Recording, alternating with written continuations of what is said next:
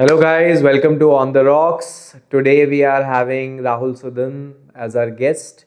He is the founder of PeopleByte Infotech and editor-in-chief of Direct Selling Today.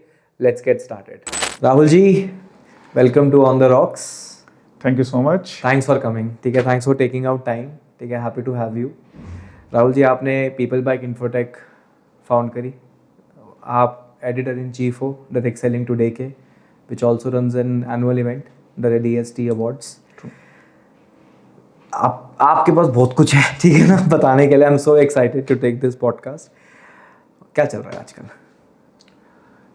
जैसे आपने कहा कि PeopleByte जो हमारी कंसल्टिंग कंपनी है and direct selling today magazine जो है, लेकिन अब जो चल रहा है वो अवार्ड की तैयारी है. अब हम 4th एडिशन में हैं direct selling today magazine awards के, और gradually over the year pre work बढ़ता जा रहा है. पहले एक अवार्ड हम 10 दिन में कर लेते थे, अब 4 महीने की प्रिपरेशन चाहिए अवार्ड को करने के लिए. उसके अलावा अच्छी चीज़ ये है कि इंडस्ट्री एक अच्छे दौर से गुजर रही है. सरकार सपोर्ट कर रही है, पॉलिसीज आ रही हैं, जो लॉ रेगुलेशन में अमेंडमेंट चाहिए वो आ रहा है. इंडस्ट्री एज सच की जो परसेप्शन है दूसरी इंडस्ट्रीज के लिए वो इम्प्रूव हो रही है. नए और अच्छे फॉर्मुलेशंस के प्रोडक्ट आ रहे हैं. ग्लोबली बिजनेस बहुत बढ़ गया है. इंडिया की रैंकिंग बढ़ गई है बिजनेस में, और मुझे लगता है आने वाले टाइम में और 2-4 साल के अंदर India probably would be at the 5th position. अभी तो हम 11वें पोजीशन पे हैं, but I think we should target about 5th position. So 11वीं पोजीशन डायरेक्ट सेलिंग मार्केट में? जी, डायरेक्ट सेलिंग मार्केट में. अच्छा, तो PeopleByte, can you tell bit about PeopleByte की PeopleByte करती क्या है, और DST लॉन्च करने का आपका ऑब्जेक्टिव क्या था और विजन क्या है? PeopleByte एक इंडस्ट्री नेसेसिटी के थ्रू क्रिएशन हुआ. जैसे कहते हैं ना, वो necessity is the mother of invention वाला सीन था. हमने फील किया इस इंडस्ट्री में कि प्रॉपर डॉक्यूमेंटेशन या प्रॉपर ड्राफ्टिंग की कमी थी. So it originated with an idea in 2011 कि let's have a consistent communication with the people. So PeopleByte करता क्या है, अगर मैं आपको छोटे शब्दों में समझाना चाहूँ तो कंप्लायंस जो है भी किसी कंपनी के लिए रिक्वायरमेंट होती है, उनको जो कंसल्टिंग चाहिए बाकी डिविजन्स के लिए, प्रोडक्ट्स के लिए, वो करता है. कम्युनिकेशन में काम करता है in terms of content, in terms of culture, in terms of trainings, communication में काम करता है. एंड इसके अलावा सर्टिफिकेशंस में काम करता है. तो कोई भी ऐसी चीज़ जो एक डायरेक्ट सेलिंग कंपनी की परसेप्शन उसके काम करने में बेहतर कर सके, वो सारा काम PeopleByte करता है. And it is one of the leading direct selling consulting firms. We hope we are the best, but yes, No, I have looked at the data actually. That's what I'm saying. Still work in progress, I would believe. Blessed with a good team, so we are a team of about 25 people now. So I think उन सब की मेहनत है कि we are at this position right now after 6-7 years of operations. Hard work, yeah. And आपका दूसरा question है magazine के लिए क्यों करना शुरू किया, और आज आई एम श्योर कि आप खुद एक डिजिटली यू आर मैवरिक कि प्रिंट में क्यों गए. आई थिंक हमारे सारे दोस्त जो डिजिटल काम करते हैं ना, वो सभी ये कहते हैं कि भाई प्रिंट में इस दौरान, इस पीरियड में. I think magazine was an outcome of a natural outcome of a process which is improving the perception of the industry. 20-22 साल हो गए इस इंडस्ट्री में. एक चीज लगा कि लोग अभी भी इस इंडस्ट्री को समझ नहीं पा रहे हैं. समझने के लिए सब कुछ ना कुछ करते हैं. कुछ सोशल मीडिया पे जाता है, कुछ यूट्यूब पे जाता है, कुछ ट्रेनिंग्स अटेंड करता है, कुछ न्यूज़पेपर्स में आता है, कुछ PR बिल्डअप करता है. तो हमने एक स्टेप लिया अपनी तरफ से, वो मैगजीन का था. ये मैगजीन एक B2B मैगजीन है, ट्रेड मैगजीन है. इंडस्ट्री में जो भी नई डेवलपमेंट है उसके बारे में काम करते हैं. और कोविड के पीरियड के दौरान भी जितने भी चैलेंजेस आए प्रिंटिंग में, अब 4-5 साल काम करने के बाद भी 20-22 एडिशंस हम निकाल चुके हैं. एंड आई होप नाउ, जैसे हमें सारे डिजिटल हमारे दोस्त एडवाइस करते हैं कि वो डिजिटली भी अब हम क्रिएट कर सकें. So far so good. Let's hope for the best then. Awesome. Direct selling, network marketing, multi-level marketing सब एक ही है ना? बट कई लोगों को ना समझ में नहीं आता कि है क्या. बिकॉज मैं आपको बताता हूँ एज अ मैंगो पर्सन, ठीक है, एक आम आदमी की तरह मुझे जब MLM के बारे में नॉलेज नहीं था कि okay it's a distribution channel and it is a beautiful one if you use it properly. मुझे ये था कि कुछ लोग आते हैं और आके तुमको बोलते हैं कि यार ये तुम ले लो, and they are not selling the product, they are selling the business opportunity और earning opportunity, and that also huge earning opportunities. और I remember that one page कि यार तुम्हें क्या लगता है कि मुकेश अंबानी के पास कितने घंटे हैं? मैंने बोला 24। तो ये नहीं, उसके पास 10 लाख घंटे हैं बिकॉज उसके अंदर इतने लोग काम करते हैं। तो this is a very common which I word I think twice और थ्राइस। तो यही इंट्रैक्शन है मोस्टली जो जनता है उनका। बट जब मैं इसमें because of you only I got an opportunity to work in direct selling with the direct selling brand, scaling it and working with it closely, तो मुझे समझ में आया कि यार ये तो बहुत सही है, मतलब मॉडल अच्छा है। Basically it's peer to peer selling, right. तो थोड़ा एक कॉमन जनता को शायद, क्योंकि मैं आपको ऑडियंस बता देता हूँ, हमारी या तो कुछ न्यू एज एंटरप्रेन्योर्स हैं और एस्पायरिंग और बहुत ज़्यादा मोटिवेटेड कॉलेज स्टूडेंट्स हैं, फ्रेशर्स हैं। They want to learn a lot about okay how business works, how marketing works, how overall ecosystem, economical ecosystem works. तो वो ऑडियंस है, उसको आप डायरेक्ट सेलिंग कैसे समझा सकते हो एक बार विद सम सिंपल वर्ड्स? ये आपका अंबानी जी वाला एग्जाम्पल अच्छा है, काफी टाइम पहले सुना था पर आपने अच्छा याद दिलाया। इस क्वेश्चन को 3 तरीके से देखते हैं। इंडस्ट्री क्या बोलती है, इंडस्ट्री के टर्म्स क्या हैं, तो यानी direct selling, network marketing, multi level marketing, जो इंडस्ट्री की टर्मिनोलॉजी है। एक ये समझते हैं कि इस मॉडल को दूसरी इंडस्ट्री जो D2C इंडस्ट्री है आज की डेट में, ई कॉमर्स वाले हैं, एफिलिएट वाले, वो कैसे देखते हैं। तीसरा है कि हम इसको हमको करते कैसे हैं, कि आप ये एग्जांपल बताया आपको मनी और वर्सेस टाइम फ्रीडम का, या एक कॉन्सेप्ट है लेवरेज इनकम का, या टीम बिल्डिंग से आप पैसा कैसे कमाते हैं, या फ्रेंचाइजी से कैसे पैसे कमाते हैं। इसमें कई एग्जांपल हैं, मैकडॉनल्ड्स वगैरह के भी हम यूज करते हैं। तो पहला एक पार्ट लेते हैं, direct selling, network marketing, multi level marketing. अब हमें ये समझना होगा कि इंडिया में डायरेक्ट सेलिंग और मल्टी लेवल मार्केटिंग दोनों के लीगल के रूप और डेफिनेशंस हैं। सरकार ने तो उसको एक्ट में ले आए हैं, डायरेक्ट सेलिंग को, मल्टी लेवल मार्केटिंग को, और इसमें काफ़ी सारी स्टेट्स ने भी पॉलिसी निकाली है, इसको आपने काम कैसे करना है। अब अभी समझे तो 110% क्लियर है कि एक डायरेक्ट सेलिंग कंपनी हिंदुस्तान में कैसे काम करेगी, उसके डूज एंड डोंट्स क्लियर हैं।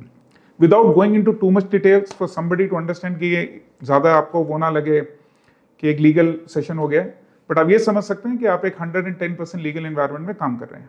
ठीक है। लेकिन दूसरा क्वेश्चन है, ये जो D2C वाले लोग मिलते हैं, जैसे कभी कुछ दिनों पहले मैं एक बच्चों से मिला, कुछ सेशन थे, 20-22 साल के बच्चे थे जो बड़े एंटरप्रेन्योरशिप थे, और वो एंटरप्रेन्योर्स थे और वो नई नई चीज़ें डेवलप कर रहे थे। और उनमें से काफ़ियों ने मुझे सिखाया कि AI नाम की एक चीज़ है और ChatGPT नाम की चीज़ है। तो मुझसे कह रहे थे कि सर अगर ये सब चीज़ें हैं तो हमें डायरेक्ट सेलिंग की क्या ज़रूरत है। बट वो ये भी कह रहे थे इसको प्रमोट करने के लिए उनके पास पैसा नहीं है, तो वो रेफरल यूज़ करेंगे। तो मैंने पूछा आप रेफरल क्यों दोगे, क्योंकि सर इसलिए एक हमारी मार्केटिंग कॉस्ट कम होती है, और एक जो मेरा यूजर है उसकी क्रेडिबिलिटी है कि उसने माल यूज कर लिया है, तो वो जब अपने नियर्स एंड डियर्स को बताता है तो क्रेडिबिलिटी हो जाती है। तो मैंने उनसे पूछा तो इसके साथ रेफरल एफिलिएट क्या होता है। सर एफिलिएट होता है जब मैंने प्रोडक्ट यूज नहीं किया है, यानी कि मैंने कहा आप एफिलिएट बन सकते हैं, इन्फ्लुएंसर बन सकते हैं जहाँ पे आपने यूज नहीं किया, अपना एग्जिस्टिंग चैनल यूज कर रहे हैं। ओके, तो मैंने कहा अगर आप समझें डायरेक्ट सेलिंग को अगर इससे कंपेयर करेंगे तो बड़ा सिंपल सा चीज़ है। रेफरल आपने 1 लेवल किया, आप किसी को जानते थे या नहीं जानते थे, आपने उसे कोड भेज दिया, उसने परचेज कर लिया, या किसी को जानते थे प्रोडक्ट रेकमेंड कर दिया। और काफ़ी कंपनीज करती हैं, मेक माई ट्रिप से लेके आपकी GoIbibo से लेके Naukri.com, time shop, everybody used to do 1 level referral, तो सारे करते थे। नाउ अब ये समझे डायरेक्ट सेलिंग क्या करती है, सिर्फ एक स्टेप ऊपर जाती है। वो चाहती है कि जिन लोगों ने आपने जिनको रेफर किया था, ये बेनिफिट आप उनको भी दे सकें। अगर ये टीम बड़ी बनती है तो आपको बेनिफिट टीम से डायरेक्टली और इनडायरेक्टली आ सके। और सरकार ने जो डायरेक्ट सेलिंग की पॉलिसी जो बनाई है उसमें उन्होंने कह दिया है कि डायरेक्टली और इनडायरेक्टली आप ये उनको रेवेन्यू शेयर कर सकते हैं। तो आप ये समझे 1 स्टेप रेफरल की बजाय ये मल्टी स्टेप रेफरल है। तो अगर आप D2C के ऑपरेटर हैं, आप जानते हैं कि आपको सोशल मीडिया पे एक पर्टिकुलर बजट है स्पेंड करने का, आपका एक बजट है इन्फ्लुएंसर पे जाने का, आपका एक डेटा सेट एनालिसिस है मेटा पे इन्वेस्ट करने का, तो मैं कहूँगा कि आप एक बार इसको भी पीयर टू पीयर सेलिंग की तरह इवेल्युएट करके देखें। और हो सकता है best of both the worlds create कर लें। आज की इंडस्ट्री अगर 10,000 करोड़ की है और दूसरी इंडस्ट्री 50,000 करोड़ की है, शायद आप और ज़्यादा बिजनेस करें। तो मेरा मानना है कि अगर आपको इस तरीके से देखेंगे तो ज़्यादा बेटर क्लैरिटी आएगी। Fair, well explain. इसमें मेरा एक क्वेश्चन है, मुझे अभी भी मैं आपको बताता हूँ बिकॉज आपको पता है मेरा जो काम है that is also client focus, a lot of founders, brand managers work with us. उसमें whenever I have suggested किया डायरेक्ट सेलिंग एक्सप्लोर किया आपने as a distribution channel, so they always have a step back कि यार नहीं मतलब वो वाला जोन आ जाता है ना। तो अब ये जो नेगेटिव परसेप्शन है एक ब्रांड मैनेजर के दिमाग में या एक CMO के दिमाग में या एक फाउंडर के दिमाग में, उसके बारे में if you can just clarify. I know it's 100% legal and see people can crook in any way they want to, and call centers are for good also and for bad as well, right? We have seen that era कि call centre ने काफ़ी लोगों को crook भी किया. Call centres obviously support भी provide करते हैं फॉर द लीडिंग. अब सही कह रहे हैं. तो इसमें how will you explain it to a person who is not convinced कि यार नहीं डायरेक्ट सेलिंग सही है? देखिए, उनका क्वेश्चन गलत नहीं है, उनका थॉट भी गलत नहीं है.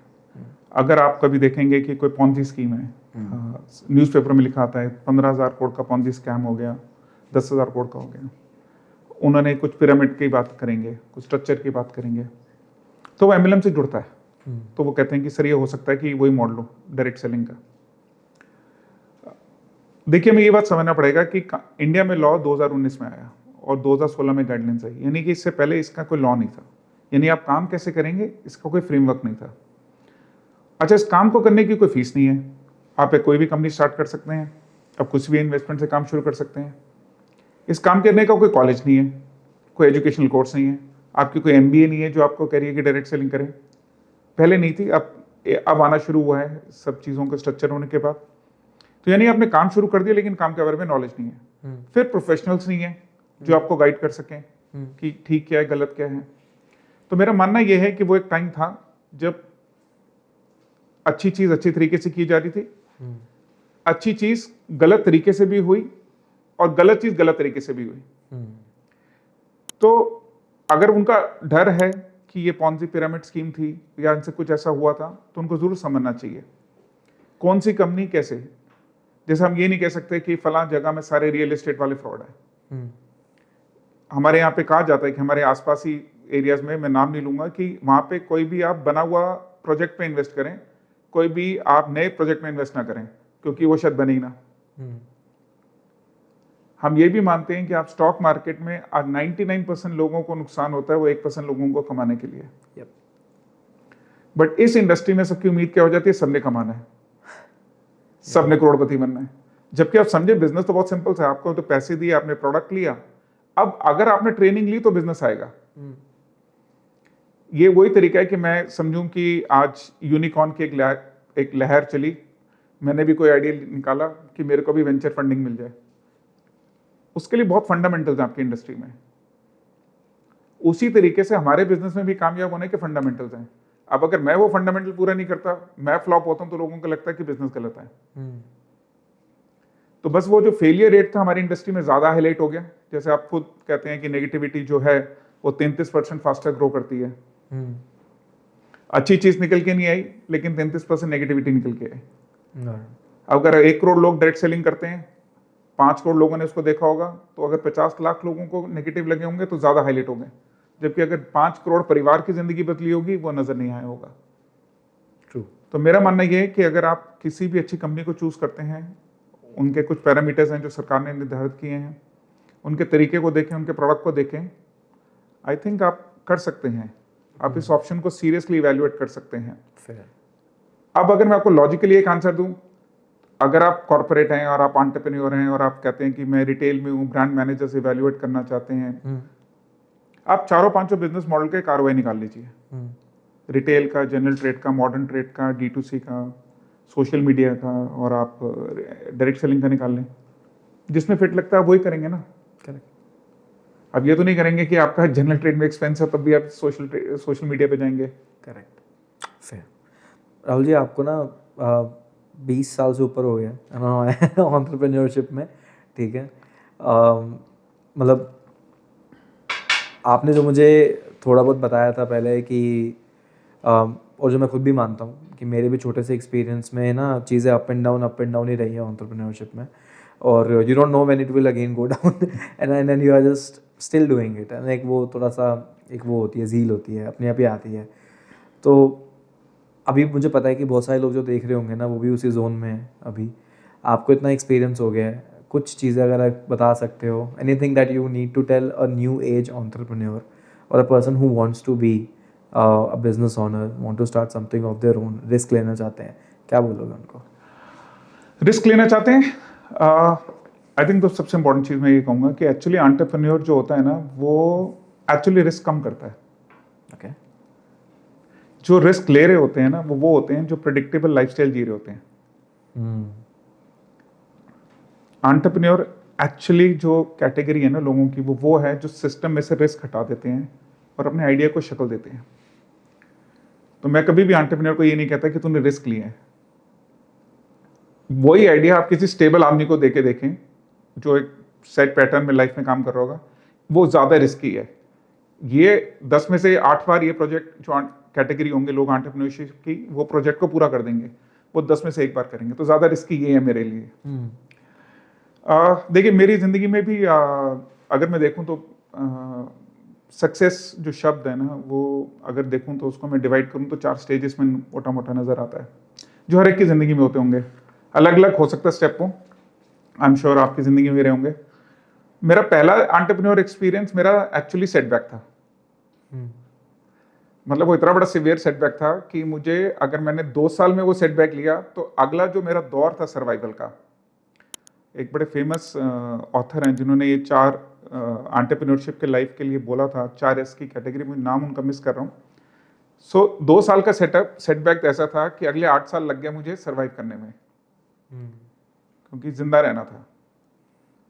अब जब वो 8 साल का पीरियड खत्म हुआ तो फिर एक ऐसा पीरियड आया जिसको मैं कहूँगा मेरी वो स्टेबिलिटी वाला पीरियड था। वो पीरियड क्या था कि जिसके अंदर आप अपने आइडियाज एग्जीक्यूट कर पा रहे हैं, आप उतने रिसोर्सेज मैनेज कर पा रहे हैं, आप क्लाइंट को सर्विस दे पा रहे हैं और 2 पैसे घर लेके जा रहे हैं, आप टीम बिल्डअप कर पा रहे हैं, प्लस आप नए एक्साइटिंग आइडियाज पे काम कर रहे हैं। मेरा मानना था कि एक वो ये वाला जो फेस होता है ना, ये सबसे इंपॉर्टेंट है।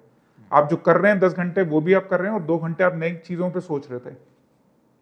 फिर चौथा फेस आया स्ट्रेंथ का, कि आपने जो 15 साल में गलतियां की थी और जो आपने थोड़ा बहुत सक्सेस लिया होगा, वो आपकी स्ट्रेंथ फेस में आ जाता है कि लोग आपको सुनते हैं, आप जो काम कर रहे हैं उसके आपको पैसे मिलते हैं, आप वैल्यू मिलती है आपको आपकी चीजों की, आप एक बिजनेस सेटअप करते हैं और जिसमें कुछ लोगों के परिवार चलते हैं, तो वो एक स्ट्रेंथ का फेज भी आता है। तो कई लोगों का ही साइकिल है, किसी का पहले स्ट्रेंथ आ जाता है, फिर सर्वाइवल होगा, फिर सेटबैक आ जाएगा, फिर वो स्टेबिलिटी हो जाएगी। कई लोग पहले स्टेबल होते हैं, फिर उनका सेटबैक आ जाता है, फिर वो सर्वाइव करते हैं। किसी का 2 साल होता है, किसी का 10 साल होता है, किसी का 5 साल होता है। तो आई थिंक मेरी जर्नी भी वही रही, मिक्स एंड मैच। मैंने तो बहुत सारी स्टोरीज सुनी है, देखी भी है, स्पेशली फेसबुक पे कि इन 6 months I have got my BMW। कितना सच है, आज बताइए दो आप जरा। 6 मंथ में BMW मुश्किल है। अच्छा। देखिए ये कोई लॉटरी तो है नहीं, हाँ। और ना ये कोई गेट रिच क्विक स्कीम है कि आपने कुछ डाला और आगे से कुछ निकल के आ रहा है। ये एक बिजनेस है और हर बिजनेस की तरीके से ये इन्वेस्टमेंट मांगता है। ये पैसे की इन्वेस्टमेंट कम मांगता है, लेकिन टाइम की, एफर्ट की, सीखने की इन्वेस्टमेंट मांगता है, एक प्रिंसिपल को फॉलो करने की इन्वेस्टमेंट मांगता है। तो ऐसा नहीं है कि लोगों ने गाड़ियां नहीं ली है, लोगों ने गाड़ियां ली हैं, बड़ी गाड़ियां ली हैं, उससे भी बड़ी गाड़ी ली हैं, लोगों ने घर लिए हैं। और हमारे कुछ ऐसे दोस्त हैं जिन्होंने ऐसे घर लिए हैं जिनको मैं किला कहता हूँ, महल कहता हूँ एक्चुअली में। तो मतलब एक साइड से शुरू हो तो दूसरी साइड खत्म नहीं होता उनका घर। मुझे रुकना पड़ता है कि अच्छा भाई अगली बार आऊंगा आपका घर देखने के लिए। और कुछ लोग तो ऐसे भी हैं जिन्होंने प्लेन ले लिया, हवाई जहाज लिया। कैसे? लेकिन वो कुछ लोग हैं। अच्छा। तो अगर आप ये कल को प्रोमो रन करें कि डायरेक्ट सेलिंग में हवाई जहाज मिलता है या बड़ी गाड़ियां मिलती हैं, तो वो मत करना। नहीं। लेकिन डायरेक्ट सेलिंग में काम करके, मेहनत करके ये अचीव होता है। तो मिल सकता है, हाँ। और कई लोगों को मिला, 19-20 साल के, 21 साल के लड़के मिले हैं जिन्होंने बहुत अचीव किया है। उससे ज्यादा अगर आप समझें, मैं ऐसे लोगों से मिला, एक कारगिल में वो लड़की मुझसे श्रीनगर मिलने आई थी। वो लड़की डेली 14 किलोमीटर पैदल चलती है अप एंड डाउन सामान लेके बेचने के लिए। और उस लड़की ने अपना श्रीनगर में स्कूटी खरीदी। तो यकीन मानना, मतलब 5 मिनट के लिए हम सब वो थे कि ये लड़की ने कैसे किया। ऐसी जगह जहां से वो काम कर रही है, जहां पे सब चीजों की दिक्कत है। तो मेरे लिए वो जो चीज था वो बहुत इंस्पिरेशनल था। और कई पूछो तो मैं इतना खुश था उस लड़की से कि उसने ये एग्जाम्पल किया। तो बड़ी गाड़ियों से ज्यादा वो वाली बहुत स्टोरीज है डायरेक्ट सेलिंग में। आपने खुद अपने लिए किया, अपनी टीम के लिए बहुत होंगे। तो BMW आती है, आती है लेकिन मेहनत पे। मेहनत है 10 साल 12 That's साल true with anything ना। Just to with anything.